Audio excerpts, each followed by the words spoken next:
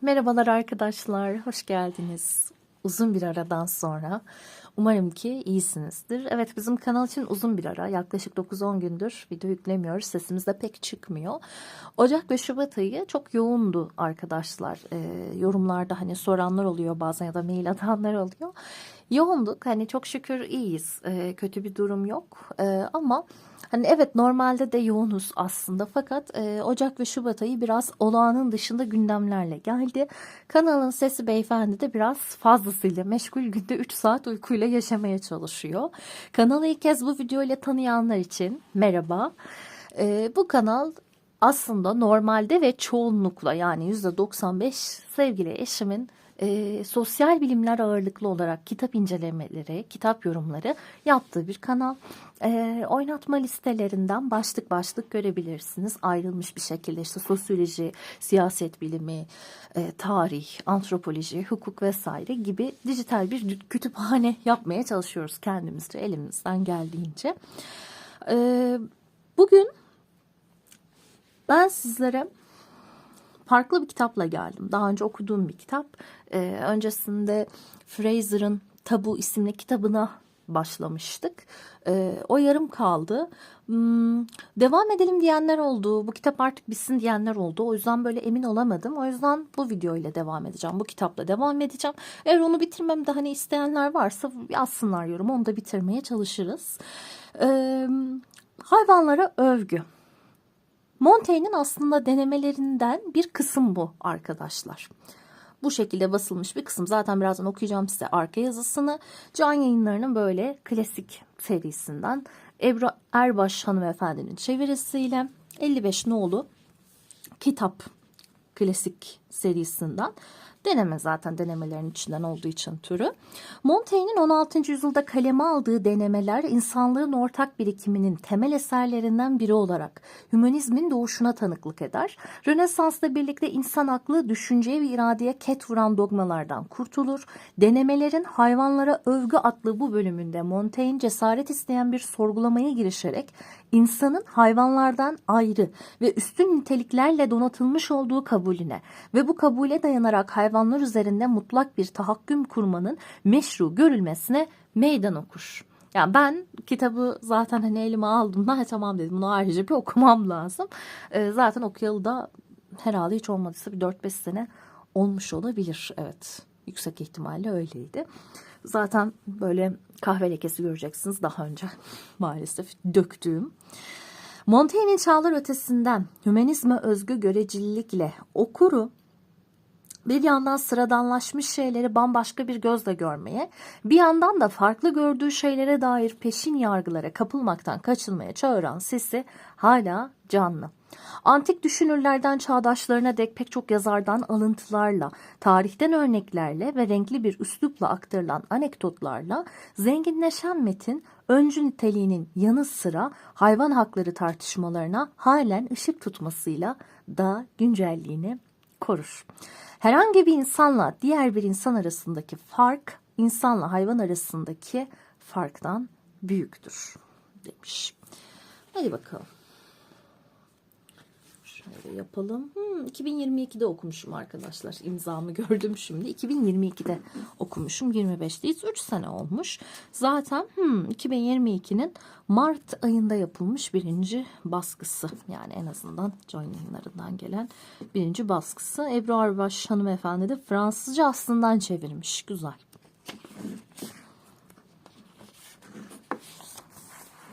Hazır mıyız? Aralarda yine yorumlarımla girebilirim. Çoğunlukla biraz sizin için evet sesli kitap olmasını temenni ediyorum ama %90 ihtimalle gireceğim arkadaşlar yorumlarımla. Şöyle ben de kedili bardağımı aldım. İçeride de bir sokak kedimiz uyuyor, yatıyor. Soğuk kış günlerinde biz giriş katta oturduğumuz için böyle şey gibi kullanıyoruz. Kediler motel gibi kullanıyor bizim evi. Çok tatlı bir kız kedimiz var. Buralarda genelde dişi kedi olmuyor. O da içeride uyuyor. Hadi bakalım. Kibir asli ve ezeli hastalığımızdır bizim. Tüm yaratıkların en bahtsızı ve en zayıfı insan olmakla birlikte Plinius'un dediği gibi en mağruru da odur. O buraya, bu dünyanın çamuru ve pisliği içine, evrenin bu en berbat, en ölü ve en çürümüş yerine, alemlerin en alt ve gök kubbeden en uzak katına, benzer koşullardaki hayvanlarla birlikte 3 halden en kötüsüne çakılıp kalmış olduğunu görür. Duyumsar da buna rağmen zihninde kendini ayın halesinin üzerine çıkarıp göğü dahi ayaklarının altına alır. Burada yazar bir not düşüyor tabii bir dediği yere. 3 halden en kötüsü karada yaşamaktır. Diğerleri ise suda ve havada olmaktır. Tam da bu düşünce tarzından kaynaklanan bir kurumla insan Tanrı ile bir tutar kendini. Seçkin görerek diğer yaratıklar topluluğundan ayırır. Kendine ilahi nitelikler atfedip kardeşleri ve yoldaşları olan hayvanlara da şu ya da bu yeteneği ya da gücü yakıştırarak kendince pay eder. O nasıl olur da kendi aklıyla hayvanların içsel ve gizli devinimlerini bilebilir? Hayvanlarla bizim aramızda nasıl bir karşılaştırma sonucunda onların akılsız olduğu sanısına varılabilir ki? Gayet de akıllılar. Benim bahsettiğim dişi kedimiz mesela geliyor. Camdan sesleniyor. Camlar kapalı ya, kış olduğu için. Camdan sesleniyor. Kendini içeri aldırıyor. Mamasını koyduğum tarafa geliyor, koridora doğru. Kabın başına gelip bağırmaya devam ediyor.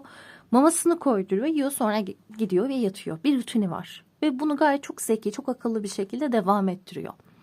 Ve evin hangi odasının, nasıl desem, evin farklı odalarının da bizim yaşadığımız yerler olduğunun farkında. Salonun camına bağırıyor mesela, karşılık alamıyor ama gidiyor yatak odasının camında bağırıyor. Biliyor, çünkü bir camdan alınacağını biliyor, benim orada olduğumu biliyor. Gayet aklı eriyor yani. Kedimle oynadığımda benden çok onun benimle hoşça vakit geçirip geçirmediğini kim bilebilir? Karşılıklı şebeklikler yapıp eğleriz birbirimize. Oyunu benim başlattığım ya da oynamayı reddettiğim zamanlar olduğu gibi aynısı onun için de geçerlidir.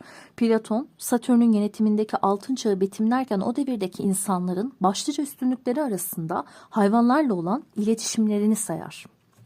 İnsan hayvanlarla birliktelik içinde onları araştırıyor.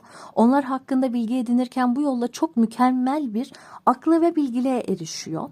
Bu da bizim şimdi becerebildiğimizden çok daha mutlu bir yaşam sürmesini sağlıyordu. İnsanın hayvanlar konusundaki küstahlığını yargılamak için bundan âlâ kanıt mı olur? Bu büyük yazar doğanın hayvanların bedenlerine biçim verirken kendi dönemindeki kehanet adeti gibi çoğu kez bu formun gelecekte bu hayvanların olası kullanımları açısından işe yarar olmasını dikkate aldığı kanısındaydı. Onlarla aramızdaki iletişime ket vuran esneklik neden onlar kadar bizden de kaynaklanmasın?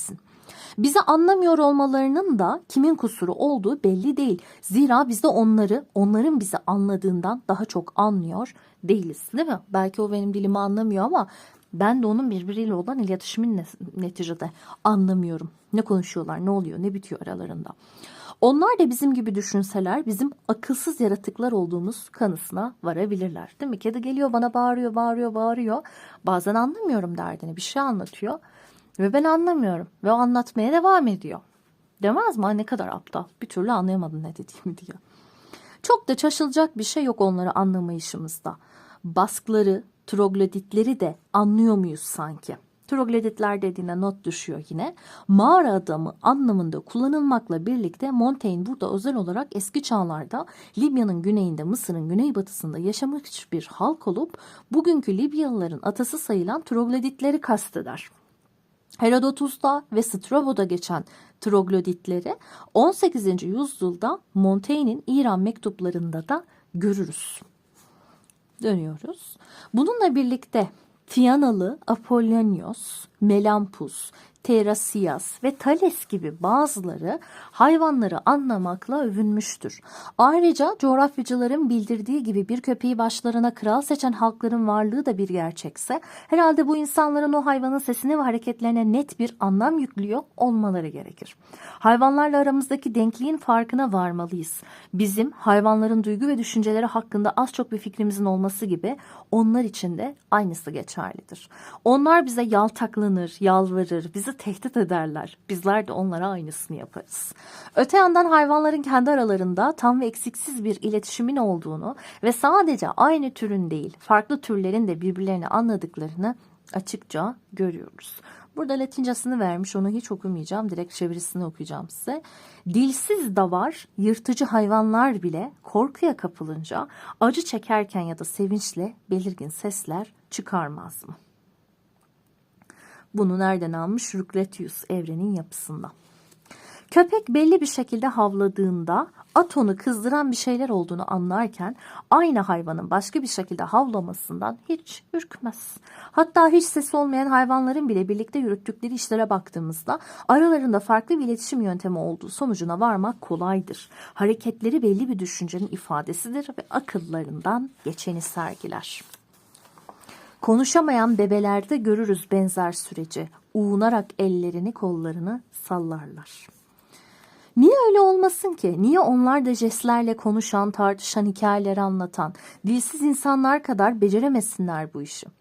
O dilsizler arasında öyle belagatli, öyle iyi eğitilmiş olanları gördüm ki dertlerini kusursuzca anlatabilmek için hiçbir eksiklikleri yoktu. Aşıklar da sırf gözleriyle kavga eder ve barışır, birbirlerine yalvarır ve teşekkür eder, sözleşir, kısaca her şeyi gözleriyle dile getirirler. Sessizlik bile becerir niyaz etmeyi ve kendini duyurmayı.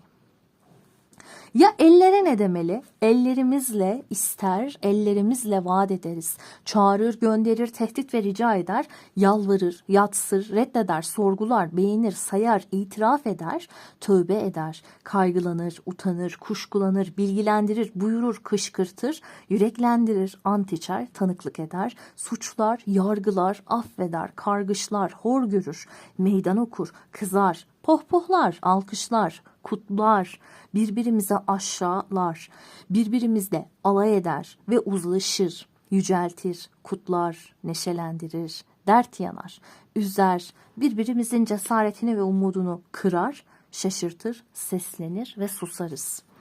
Dile rakip olabilecek sonsuz bir çeşitleme ile yapmadığımız ne kalır ki ellerimizle?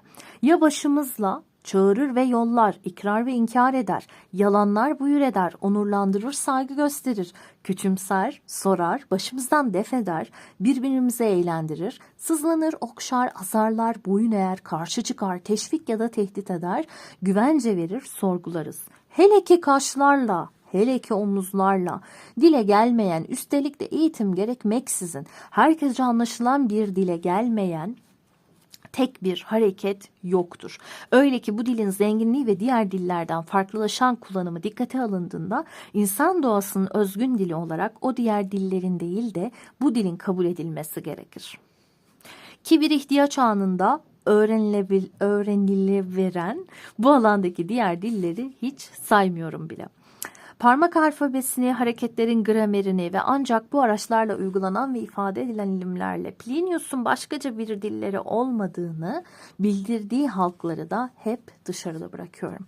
Abdera kentinin bir elçisi Sparta kralı Agis'e uzun bir konuşma yaptıktan sonra sorar. Velhasıl efendim, hemşerilerime nasıl bir yanıt taşımamı istersin? Senin her istediğini istediğin kadar anlatmana izin verdiğimi, ağzımı açıp tek kelime etmediğimi söylersin. İşte bu da gayet manidar ve belagatli bir sessizlik değil de nedir? Ayrıca insana özgü hangi beceri vardır ki aynısını hayvanların davranışlarında görmeyelim? Hangi insan topluluğu arılarınkinden daha iyi bir düzende örgütlenmiş, görev ve sorumlulukları daha iyi dağıtmış ve daha büyük bir tutarlılıkla hayatını sürdürmektedir? Böylesine iyi düzenlenmiş bir edimler ve işlevler sisteminin akılcı düşünce ve basiret olmaksızın işleyebileceğini düşünebilir miyiz? Bunca alamet ve emsal üzerine bazıları dedi ki arılar paylarını almıştır tanrısal ruhtan ve cennet nefesinden. Bahar dönüşünde evlerimizin kıyısını köşesini didiklerken gördüğümüz kırlangıçlar binlerce yer arasından yuvalarını kuracakları en uygun yeri hiçbir muhakeme yetisi kullanmadan mı arar, hiçbir dirayet sergilemeden mi seçerler? Kuşlar o güzel ve hayranlık uyandıran yuvalarını yaparlarken nasıl olur da yuvarlak yerine kare şeklini, dik açı yerine geniş açıyı bunların niteliklerini ve sonuçlarını bilmeden kullanıyor olabilirler? Sert olanın ıslanınca yumuşadığını bilmeden mi bazen su, bazen de kile eklerler. Yavrularının narin uzuvlarının daha yumuşak bir katmanla sarmalanacağını ve daha rahat edeceklerini öngörmeden mi saraylarının zeminini yosunla ya da kuş tüyüyle kaplarlar. Farklı rüzgarların farklı özelliklerini bilmeden ve kendileri açısından birinin diğerinden daha sağlıklı olduğunu değerlendirmeden mi yağmur getiren rüzgarlardan korunur ve yuvalarını doğuya bakacak şekilde düzenlerler. Örümcek düşünemiyor, akıl yürütemiyor ve sonuca varamıyor olsa neden ağını bir yerde daha sıkı, bir yerde daha gevşek örer de bir yerde bir tür düğüm atarken başka yerde başka bir tür düğüm kullanır? Hayvanların ortaya koydukları yapıtların çoğuna baktığımızda onların bizden ne ölçüde üstün olduklarını ve bizim tekniğimizin onları taklit etmekte nasıl zorlandığını görürüz. Buna rağmen bizler bile yaptığımız çalışmaların en kabasında dahi ne çok yetiyi devreye soktuğumuzu ve ruhumuzun nasıl tüm gücüyle o işe dahil olduğunu gözlemleyebiliriz. Niye hayvanlarda bunun farklı olduğunu düşünelim ki? İster doğal olarak isterse sanat yoluyla olsun üretebildiğimiz her şeyi aşan o yapıtları nasıl olur da bilmem hangi içgüdüsel eğilime ya da bilinçsiz taklide atfetmekle yetinebiliriz. Üstelik böyle yaparken onların bize karşı büyük bir üstünlükleri olduğunu da farkına varmadan teslim etmiş oluruz. Zira yaşamlarındaki tüm edimlerde ve keyiflerde doğanın adeta bir anne şefkatiyle ellerinden tutarmış gibi onlara eşlik ve rehberlik ettiğini kabul etmek olur bu. Oysa aynı doğa bizi talim ve tesadüfün kollarına terk eder.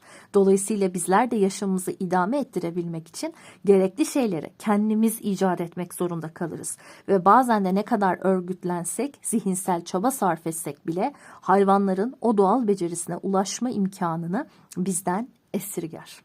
Yararlı ve keyifli olan her şeyde onların o hayvani akılsızlığı bizim ilahi zekamızın becerebileceklerinin tümünü kat kat aşar. Bu çok doğru. Çünkü hayvanın içgüdüsel olarak hayatta kaldığı bir doğada biz aklımızla zor kalıyoruz. Çoğu zaman belki kalamıyoruz, değil mi? Onlar içgüdüsel olarak her şeyi bilirken, öğrenirken, yani insana biri tutup öğretmesi, insana o bakım verilmesi, insan bunu yerine getiremiyor. Mesela yani kedi bakanlar özellikle bilir. Yani bir kediyi yavruluktan alın daha böyle 4 haftalıkken falan.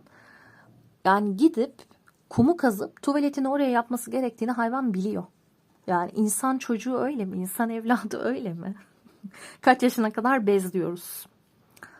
Yani aslında bu açıdan bakınca doğayı çok adaletsiz bir üvey anne olarak niteleyerek pek haksızlık etmiş sayılmazdık.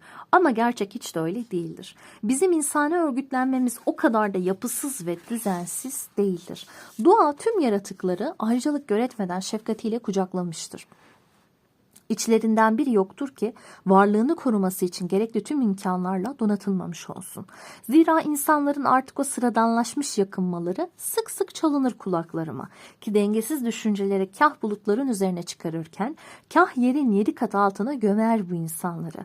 Bunlara göre doğa diğer tüm yaratıkları gereksinimleri doğrultusunda kabuklar, kozalar, kıllar, yünler, dikenler, deriler, havlar, tüyler, pullar, postlar ve ipeklerle sarmalarken bizler yeryüzüne çırılçıplak, bağımlı, eli kolu bağlı halde bırakılmış, örtünmek ve donanmak için diğerlerinin artıklarına muhtaç olan tek hayvanlarızdır.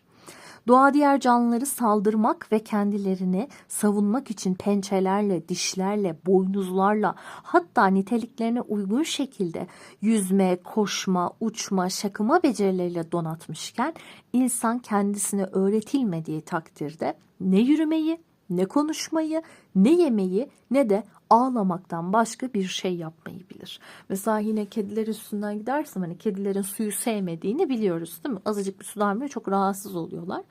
Ama kediler yüzebiliyor. Kediler ve köpekler içgüdüsel olarak yüzebiliyorlar. Yüzmek için herhangi bir eğitime, öğretime tabii tutulmaları gerekmiyor. Ya ben 29 yaşındayım. Ben yüzmeyi bilmiyorum. Geçtiğimiz senelerde eşim bir defa öğretmeye çalıştı ama hani çok malum öyle su görme imkanımız da yok. Ben yüzmeyi bilmiyorum mesela hala. Bu benim eksikliğim. Ama insan olarak bize öğretilmediği sürece biz içgüdüsel olarak onu başaramıyoruz. Bizim kendi içgüdümüz bizi aksine çırpına çırpına suyun dibine sürüklüyor. O kendini rahat bırakma hareketi öğrenemiyorsun yani. Yok, o çok zor bir şey. Ama bir kedi suya girdiği an kulaklarını geri yatırıp kendini yüzecek şekilde götürebiliyor. Tavşanlar yüzüyor mesela. Yani hiç ummadığınız hayvanların çok güzel yüzdüğünü görebilirsiniz. İnekler de dahil. Gemi çarpışması sonunda azgın dalgalarla kıyıya savrulmuş bir denizci gibi çıplak yatar insan yavrusu. Konuşamaz, yoksundur yaşama gerekli desteğinden. Dirimin doğa, doğum sancılarıyla onu ana rahminden güneş ışıklı dünyanın kıyılarına attığında acı çığlıklar koparır, haklıdır da. Ne dertlerle karşılaşacağını düşünürsek ileride, oysa hayvanların tümü evcil ve yırtıcı, şamata çıkarmaz, ninnilerle oyalanmak istemez, havaya göre giysi değiştirmez, silah kuşanmaz, sur çekmez malını korumak amacıyla. Çünkü toprak ve doğa her gereksinmesini cömertçe karşılar. Oysa bu yakınmalar yersizdir. Dünyanın düzeninde hayvanlarla bizim aramızda göründüğünden daha eşitlikçi ve daha eşit düzeyli bir ilişki vardır. Bizim tenimizde zamanın tahribatına en az onlarınki kadar dayanıklıdır. Ki henüz giyim kuşamla tanışmamış pek çok halk da bunun kanıtıdır. Galyalı atalarımız pek giyinik sayılmazlardı ve komşumuz İrlandalılar da çok daha soğuk bir iklimde yaşamalarına rağmen Galyalılardan daha örtünmüş değillerdi. Hem buna en iyi kendimizden pay biçebiliriz. Zira kendi isteğimizle yele, havaya açtığımız pek çok uzvumuzun bu koşullara dayanabildiği ortadadır. Adet olduğu üzere yüz, ayaklar, eller, bacaklar, omuzlar, baş, soğuktan sakınılması gereken bir bölge varsa o da herhalde sindirimin gerçekleştiği mide olmalıdır. Oysa babalarımız o kısımları açıkta bırakırlardı ve şimdilerde hanımlarımız ne kadar zarif ve narin olsalar da çoğunlukla göbeğe kadar dekolte giyinirler. Çocukların sarılması ve kundaklanması da gerekli değildir. Lakedonyalı anneler bebeklerinin uzuvlarına tam bir hareket özgürlüğü tanıyarak onları hiç bağlamadan ya da sarmadan büyütürlerdi. Ağlamamız da diğer hayvanların çoğuyla ortaktır ve dünyaya geldikten sonra uzunca süre inleyip sızlandığı görülmeyen pek az canlı vardır. Zira bu içinde bulundukları güçsüzlük haline gayet uygun bir davranıştır. Yemek yeme adetine gelince hayvanlarda olduğu gibi bizde de bu doğal bir davranıştır ve sonradan öğrenilmez. Çünkü her yaratıkta uğruna yetilerini kullanabileceği amaçları sezme gücü vardır. Kendi kendini besleyecek kadar güç kuvvet kazanmış bir çocuğun yiyeceğini nasıl bulacağını bilmediğinden kim şüphe edebilir ki? Toprak, ekim veya başka bir müdahale olmaksızın gereksinimini karşılayacak kadarını üretir ve sunar ona. Bu her mevsimde geçerli olmasa da hayvanlar için de daha fazlasını yapmaz zaten. Karıncalarda ve diğer türlerde gördüğümüz kıtlık mevsimleri için erzak biriktirme davranışı da kanıttır buna. Yeni keşfettiğimiz ve özel bir çaba ya da işleme olmaksızın elde edilen doğal yiyecek ve içeceklerden bolca nimetlenen insan toplulukları bize ekmeğin tek gıdamız olmadığını ve çift sürmeden bile doğa ananın ihtiyacımız olan her şeyi sağladığını, hatta belki de şimdilerde bunun üzerine kendi tekniklerimizi eklediğimizde elde ettiğimizden daha bol ve daha zengin bir şekilde sağladığını gösteriyor. Besin sağlayan topraktır onlara can veren. Güleçekinler, şaraplar sunardı baharındayken. Tatlı yemişler, çayırlar sunardı insana. Şimdi çabayla bile yetiştiremiyoruz bunları. Öküzler bitkin düşüyor, rençberler bitkin. Doğru. Gitgide toprağın da kalitesi düşüyor. Bu yüzden bu kadar herkes magnezyum kullanın diye kendini yırtıyor. Alamıyoruz çünkü toprak bitmiş, ölmüş. Oysa dengesizleşmiş taşkın iştahlarımız onu tatmin etmek uğruna giriştiğimiz her müdahaleyi aşıyor. Silahlara gelince diğer hayvanların çoğundan fazla doğal silaha sahibiz. Uzuvlarımız da çok daha fazla hareket çeşitliliği gösteriyor ve öğretilmeksizin doğal olarak bunlardan çok daha fazla fayda sağlayabiliyoruz. Çıplak dövüşmek için eğitilmiş adamlar da diğerleri gibi kendilerini tehlikeye atarlar. Birkaç vahşi hayvan çeviklikte bizi geçse bile biz de diğerlerini geride bırakırız. Bedenimizi berkitme ve ilave unsurlarla koruma sanatını geliştirmemiz de bir tür doğal içgüdü sayesindedir. Nitekim filin savaşta kullanıldığı dişlerini bilemesi ve keskinleştirmesi de Zira bu amaca özel başka hiçbir işine yaramayan dişleri vardır onun. Bunu kanıtlar. Boğalar mücadeleye girişecekleri zaman eşinip etrafını toza dumana boğar. Yaban domuzları dişlerini sivriltir. Firavun sıçanı bir timsahla karşılaşmak zorunda kaldığı zaman bedenini adeta zırh gibi kabuk tutan, iyi yoğrulmuş ve sıkıştırılmış balçağı bulayarak korur. Öyleyse biz neden kendimizi ahşap ve demirle donatmanın doğal olduğunu söylemeyelim ki? Konuşmaya gelince şurası kesin ki bu yeti doğal olmasa bile gerekli de değildir. Yine de şuna inanıyorum ki mutlak bir tecrit altında her türlü insani temastan yalıtılmış halde büyütülecek bir çocuk bile, ki bu gerçekleştirilmesi çok güç bir deney olacaktır, düşüncelerini ifade etmek için bir tür dile sahip olacaktır. Ve doğanın diğer pek çok hayvana bahşettiği bu olanağı bizden esirgemesi pek akla yatkın değildir. Zira diğer hayvanlarda gördüğümüz o seslerini kullanarak yakınma, sevinme, birbirlerini çağırma, birbirlerini aşka davet etme yetileri konuşmak değil de nedir? Neden hayvanlar kendi aralarında konuşmayacaklarmış ki? Bizimle gayet güzel konuştukları gibi biz de onlarla konuştuğumuza göre, hele ki köpeklerimiz de nasıl da türlü türlü konuşuruz. Onlar da yanıtlar bizleri.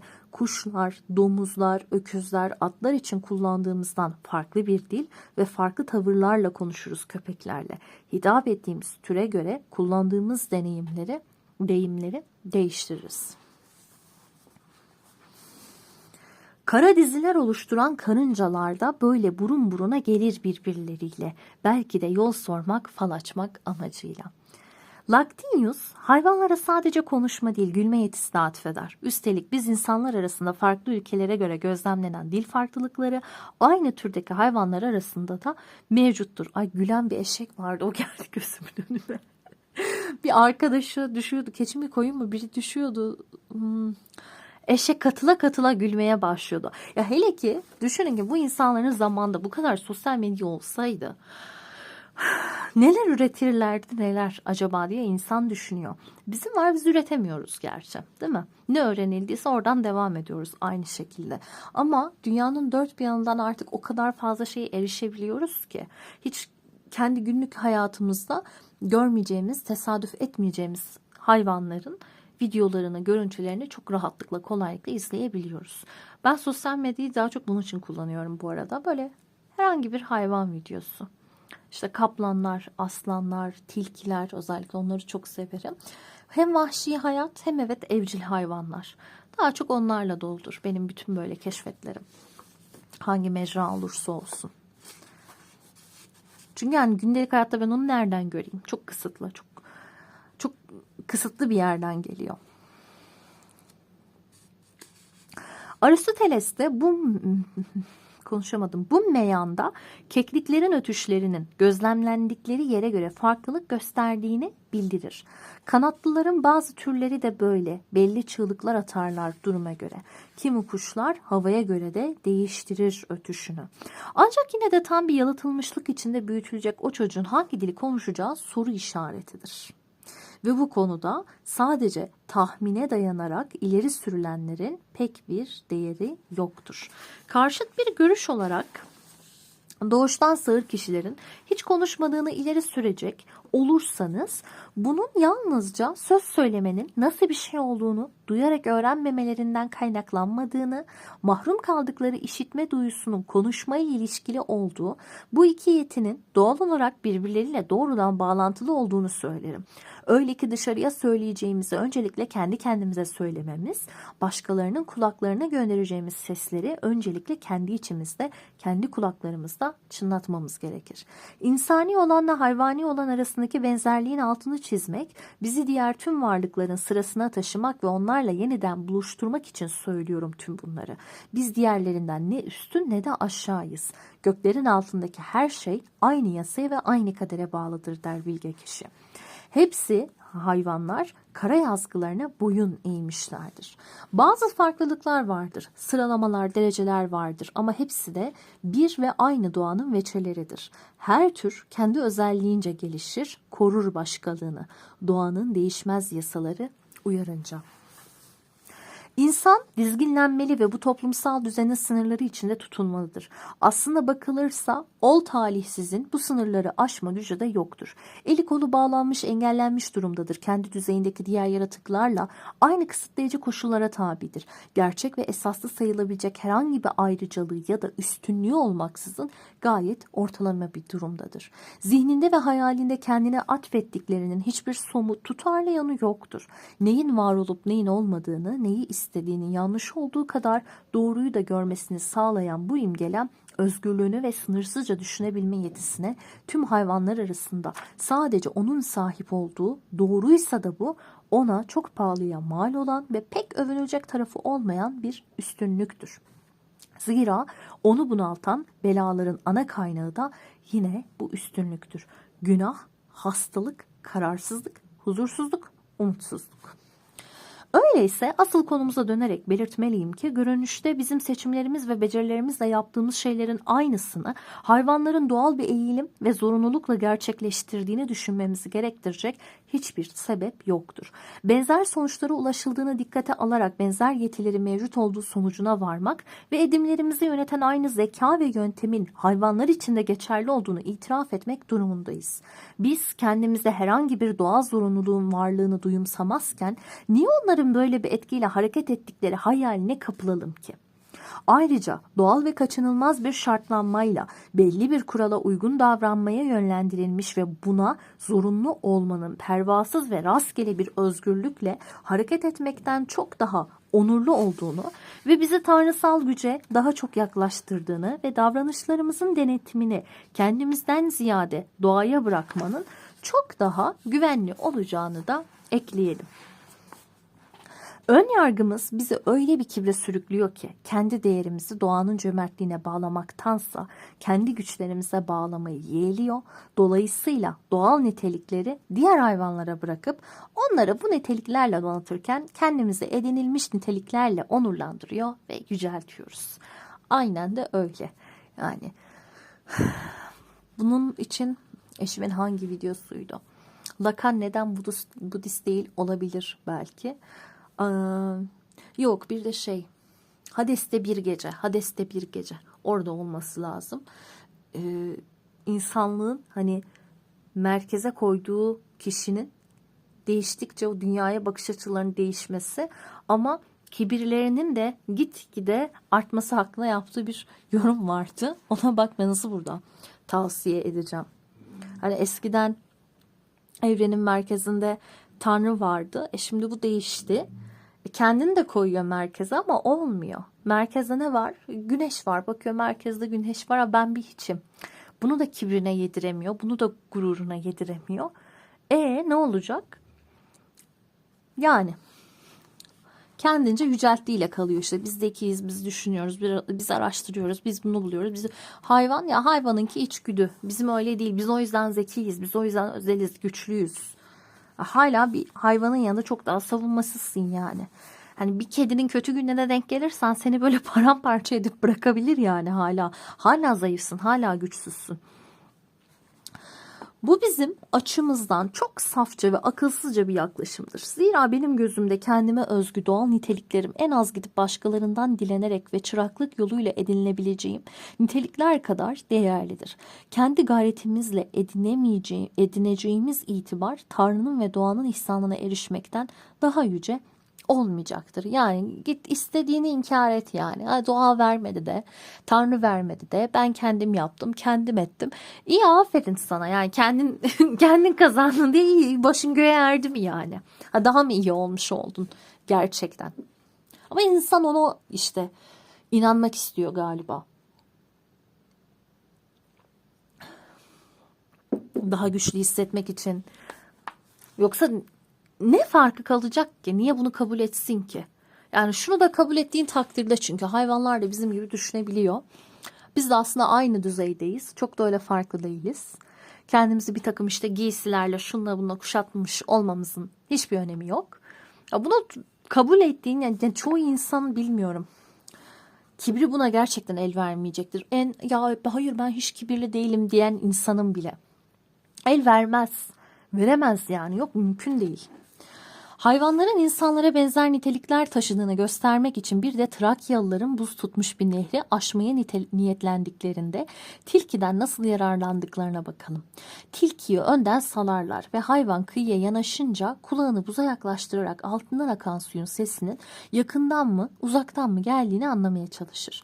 Buna göre de buz tabakasının kalınlığı, inceliği hakkında çıkarımda bulunarak ya ilerler ya da geri çekilir. Bak görüyor musun? Kendi yapamıyor ya, çünkü o yok, çünkü eline o teknoloji yok henüz. Yapamıyor. Bu durumda onun aklından da bizim aklımızdan da geçeceklere benzer düşüncelerin geçtiği ve gayet doğal bir sağduyuyla akıl yürüterek şöyle bir sonuca vardığı kanısında son derece haklı olmaz mıyız? Ses çıkaran hareket ediyordur, hareket eden de donmuş değildir, donmuş olmayan sıvıdır ve sıvı olan da yükü taşıyamaz. Nitekim buradaki mantıklı akıl yürütmeyi göz ardı ederek söz konusu durumu sadece işitme duyusunun özgün bir keskinliğine bağlamak ancak hoş hayal olur ve böylesi bir vehmi de bizim aklımız alamaz. Hayvanların kendilerini bizim girişimlerimizden korumak için başvurdukları çok sayıdaki kurnazlık ve icadı da aynı şekilde yorumlamak gerekir. Daha yine geçen gün önüme bir video düşmüştü. Eve yeni bir kedi geliyor. İlk kedi diğer kediyi kıskanıyor ve sürekli ona tuzak kurarak onu böyle bir dolaba kapatıyor. Dolaba gidiyor, mama koyuyor. Diğer kedi kokusunu alıyor. Diğer kedinin dolaba girdiğini anlayınca gidiyor, kapıyı kapatıyor ve kaçıyor oradan. Yani bu bir plan. Bu bir strateji. Bu hayvanın düşünmediğini iddia etmek, bilmiyorum. İnsanlar hala bence çok fersah fersah geride yani. Öte yandan onları yakalayabilmemizin, kendi işimize koşabilmemizin ve onlardan gönlümüzce yararlanabilmemizin bize bir üstünlük sağladığına inanıyorsanız ben de derim ki biz insanların birbirine karşı da böyle bir üstünlüğü söz konusudur. Ha diyor, burada diyor seni dumur ederim. Öyle değil mi? Madem bu kadar, değil mi? Biz çok zekiyiz, çok üstün bir türüz. İyi, hepimiz o zaman zengin patronlar olalım. Niye gidip çalışıyoruz milletin altında? Hala, değil mi? Yani beyaz yakalılığın hala böyle modern bir kölelik olduğunda bence hepimiz hemfikiriz. Madem bu kadar zekiydik, madem bu kadar üstünlükte niye bunu yaşıyoruz? Ve artık hani şöyle bir yerde olduğumuzun da farkındayız. 4 yıllık fakültelerden mezun oluyoruz. İngilizce biliyoruz. Bilmem ne kursuna gidiyoruz. Şunu da alıyoruz, bunu da alıyoruz. Ona rağmen çoğu zaman, değil mi? Patronlarımız ilkokul mezunu, patronlarımız lise mezunu. Ne oldu? Neye göreydi hani? Hani bu zekaya göreydi. Hani burada bir ayrım vardı. Ne oldu? Çok mu önemliymiş? Öyle miymiş ya da gerçekten? Farkın kaldı mı? Hani gelip mama karşılığında bana sırnaşan, kısırlaştırmama izin veren kediden benim gerçekten farkım kaldı mı? Kalmadı. Kalmıyor yani. Ben söyleyeyim, kalmıyor. Hiç de gıkını çıkartamıyorsun valla. Hiçbir şey diyemiyorsun. Neyse. Benim çok yaralı olduğum bir konu da.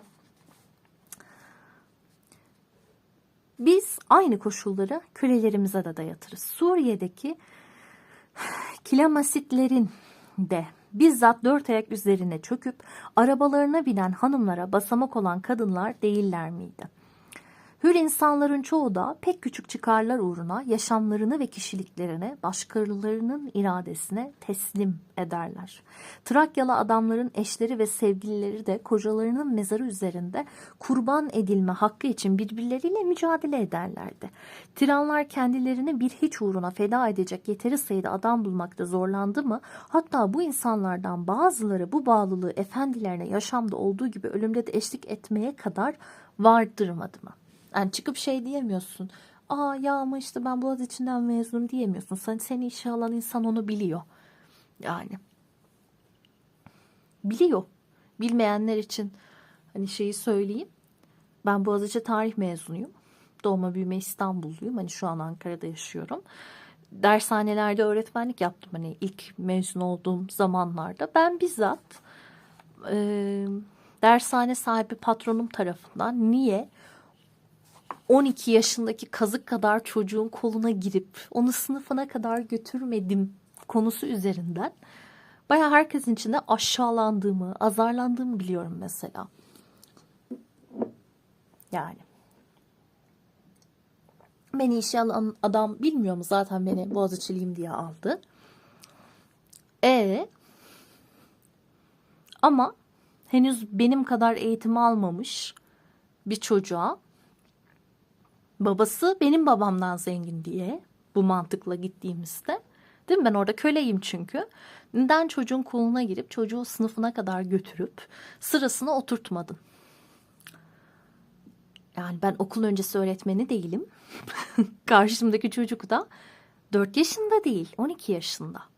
Haliyle, değil mi? Mantıken bunu benim yapmamam gerekiyor. Çocuğun herhangi bir zeka kusuru da yok.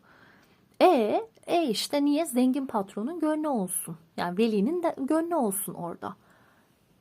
Geçip velilerin karşına seni böyle car car azarladığı iğrenç iğrenç sistemler. Bir gün dershanelerin ipini aslında bir pazara serme videosu mu yapsam diye bir düşündüm. Ya ben tavsiye etmiyorum. Şu an herkes çocuğunu böyle özel okullara, özel eğitim kurumlarına göndermek için yarışıyor ama emin olun çoğu tuzak. Yani kendinizi istediğiniz kadar şeyle rahatlatın. İşte daha güvenli ortam bilmem ne. Tuzak yani patronların size kurduğu tuzaktan ibaret ve kendinizi de rahatlatmak için çocuklarınızı gönderiyorsunuz ve şey diyorsunuz. Ne yapayım işte çocuğum şununla bununla mı okusun? Yine aslında hani o köle efendi şeyinden senin de orada bir farkın kalmıyor tabii ki. Çünkü sen çocuğunun eğitimi için senede 1 milyon lira verirken o okula, o eğitim kurumuna orada çocuğunun öğretmeni asgari ücretle çalışıyor. Mutlaka asgari ücretle çalışıyor. Fazlasını veren ben henüz görmedim şahsen. Ben de asgari ücretle çalıştım. Ve üzerine bir de sana sürekli yalan söyleniyor eğitim kurumu tarafından. Orada bir eğitim görmüyorsun zaten. Bir eğitim de almıyorsun. Ama işte benim param var. Ben bir çocuğum tabii ki de özel okulda okuyacak. Neyse oraya hiç girmeyeyim. Yani bana dediğim gibi özelde çokça çalışmış bir öğretmen olarak bana garip geliyor hala. Neyse. Hayvanları daha çok seviyorum hala insanlardan bu yüzden belki de. Koca ordular kendilerini şeflere teslim ettiler bu uğurda. Katı gladyatör okulunda içilen antta şu sözler geçiyordu. Zincire vurulmaya, yakılmaya, dövülmeye, kılıçla öldürülmeye, boyun eğeceğimize ve meslekten gladyatörlerin bedenlerini ve ruhlarını büyük bir inançla efendilerine teslim ederek katlandıkları her şeye katlanacağımıza and içeriz. Ne için? Ölmek için yani. Esaslı bir taahhüttü bu ve buna rağmen her yıl bu hizmete girip bu uğurda yitip gidecek 10 binlerce insan bulunurdu. İskitler krallarını toprağa verirken kralın en sevdiği cariyesini, sakisini, yaverini, mabencisini, uşağını ve aşçısını da boğup cenazesinin üzerine yığarlardı. Ölümünün yıl dönümünde de 50 hizmetkarını atlarıyla birlikte omurgasından girip gırtlağından çıkan kazıkları oturtarak geçit töreni düzenler gibi mezarının etrafına dizerlerdi. Hizmetimizi gören insanlar kuşlarımızdan, atlarımızdan, köpeklerimizden çok daha ucuza mal olur. Aynen de öyle. Ve hayvanlarımıza gösterdiğimizden çok daha kötü ve özensiz muamele görürler bizden. Tabii ki öyle. Yani zengin bir velinin para karşılığında pet shop'tan gidip aldığı cins kedi onun çocuğuna gelip orada yani günde 12 saat haftada 6 gün mesai veren üniversite mezunu bir öğretmenden çok daha değerli. Ama hayvan olduğu için değerli değil aslında o da yine. Bir meta olduğu için onu satın alabildiği için onun için değerli. Oysa hayvanlarımızın gönlünü hoş etmek için nelere katlanmayız. Sanmam ki en alçak gönüllü hizmetkarların bile efendileri için canla başla yapacakları şeyler koca prenslerin bu hayvanlar için yapmaktan şeref duyacağı işleri aşabilsin. Diyogenes ailesinin azatlık vererek kendisini kölelikten kurtarmaya çalıştığını görünce şöyle demişti. Bunlar delirmiş. Asıl bana bakan ve beni besleyen kölemdir benim. Aynı şekilde hayvanların bakımı sağlayanlar da onlardan hizmet görmektense onlara hizmet ettiklerini itiraf etmelidir. Üstelik hayvanlar şu açıdan da daha soyludur insanlardan. Hiç yüreği yetmediği için bir aslanın başka bir aslana, bir atın başka bir ata kölelik ettiği görülmemiştir. Tıpkı bizim diğer hayvanları avlamamız gibi aslanlar, kaplanlar da insan avına çıkar ve onlar da birbirlerine aynı şeyi yaparlar. Köpekler yabani tavşanları, turna balıkları yeşil sazanları, kırlangıçlar ağustos böceklerini, atmacalar da kızılgerdanları ve tarla kuşlarını avlarlar. Yılan besler yavrularını, kuytularda bulduğu kertenkele ve yılanlarla ve Jüpiter'in hizmetkarı asil kuşlar korularda tavşan ya da karaca avlar. Av sırasında köpeklerimiz ve kuşlarımızla emeği ve beceriyi paylaştığımız gibi avdan elde ettiklerimizi de paylaşırız. Trakya'da Amafolis'in tepelerinde avcılarla yaban atmacaları ganimeti hakkaniyetle yarı yarıya paylaşırlar. Aynı şekilde Meütes bataklıklarında eğer balıkçı kendisine ayırdığı kadarını efendilik edip kurtlara bırakmazsa kurtlar ağlarını parçalayıverirler. Yine bu doğrultuda bizler tuzaklar kurmak ya da iğneli oltalar sermek gibi güçten çok kurnazlık gerektiren yollarla avlanıyorsak aynısını da hayvanlarda da görürüz. Aristoteles mürekkep balığının gırtlağından olta gibi uzun bir bağırsak parçası sarkıttığını, onu istediği gibi uzatıp geri çekebildiğini, küçük bir balığın yaklaştığını algıladığında kendini kuma ya da çamura gömüp gizleyerek balığın bağırsağın ucunu kemirmesine izin verdiğine ve bağırsağı yavaş yavaş kendine doğru çekerek küçük balık iyice yaklaştığında üzerine atılıp onu avladığını anlatır. Güç kullanımına gelince dünyada insan kadar çok yaralanma tehlikesiyle karşı karşıya kalan bir hayvan yoktur. Tek bir tanesi çok sayıda insanı öldürmeye yeten balinalara, fillere ya da benzeri diğer hayvanlara bile gerek yok. Bitler bile yetmiştir Romalı diktatör Sulla'yı saf dışı etmeye. Koskoca muzaffer bir imparatorun kalbi ve canı bir kurtçuğun kahvaltısı olmuştur. Öyleyse sırf kendi yaşamını sürdürmesi ve hastalıkları tedavi etmesi için yararlı şeyleri seçebiliyor ya da Ravent'in eğrelti otunun faydalarını biliyor diye insanın akıl ve beceri üzerinde yükselen bir ilim irfan sahibi olduğunu iddia etmek neden? Girit'in keçileri de okla yaralandıklarında gidip milyonlarca otun arasından kendilerini iyileştirecek gazel otunu seçmeyi bilir. Yani gerçekten o kadarını hayvan da o kadar güzel yapıyor ki. O kadar güzel yapıyor ki yani. Çoğu zaman kedinin, köpeğin yemeye tenezzül etmeyeceği şeyi biz zannediyoruz ki çok güzel bir şey. Niye? Çünkü markette satılıyor. Bunu insanlar yapmış, insanlar üretmiş. O şeyi kedi ve köpek yemiyor. Kokusundan anlıyor çünkü. Onun aslında hiç de öyle güzel bir besin olmadığına ya da gidiyor doğada midesi ağrıdığında kendisi için doğru otu bulup yiyebiliyor. O kadar o da ayırt edebiliyor onu. Çoğumuz şimdi bırakalım. Yani aramızdan 10 kişiyi bırakalım. Gitsin vahşi doğada sağlıklı bitki bulsun kendine. Yani yarımız gider zehirli olanı bulur yeriz yani. O kadar eminim ki. Kaplumbağa da bir engeriyi mideye indirdiğinde bağırsaklarını temizlemek için hemen gidip kekik otu arar. Ejderha gözlerini rezene ile ovup parlatır. Leylekler deniz suyuyla lağman yapar ve filler sadece kendi bedenlerinden ve arkadaşlarının bedenlerinden değil, aynı zamanda efendilerinin bedenlerinden de savaşta atılan ok ve ciritleri çıkarırlar. Büyük İskender'in mağlup ettiği Hint kralı Porus'un fili de kanıttır buna. Hatta bu işte o kadar hünerlidirler ki biz insanlar bile onlar kadar az acı vermeyi başaramayız. İnsanlar çok güzel çıkıyor böyle. Yani. Peki neden tüm bunların da ilim irfan meselesi olduğunu söylemeyelim? Nitekim hayvanları küçümsemek maksadıyla tüm bunları sadece doğanın öğrettikleri ve kazandırdığı ustalık sayesinde bildiklerini ileri sürmek, onları ilim ve irfan sıfatlarından mahrum etmiş olmayacak. Aksine böylesi güvenilir bir hocadan öğrenmenin onuru, onların bu sıfatları bizden çok daha güçlü bir gerekçeyle hak etmelerini sağlayacaktır. Ve biz insanız, biz kibirliyiz, biz buna izin veremeyiz. Yok yani buna izin verebilir mi insan? Şunun bile hani ayırdığını yaparken ben bu kadar okudum, o şu kadar okudu. Değil mi? Bu ayırdı yapmıyor muyuz? Niye zorumuza gidiyor? Bizden daha eğitimsiz, daha cahil patronların altında çalışmak. Ben üniversite mezunuyum, o lise mezunu. Bu niye zorumuza gidiyor? Bu bile zorumuza gidiyorken biz hayvanlar için bunu kabul edebilir miyiz? Edemeyiz. Yok yani öyle bir dünya yok, öyle bir gerçeklik yok. Ay ay. Yarısına gelmişiz.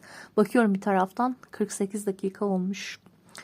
Devam etsek mi, 2 parçaya mı bölsek diye düşündüm de.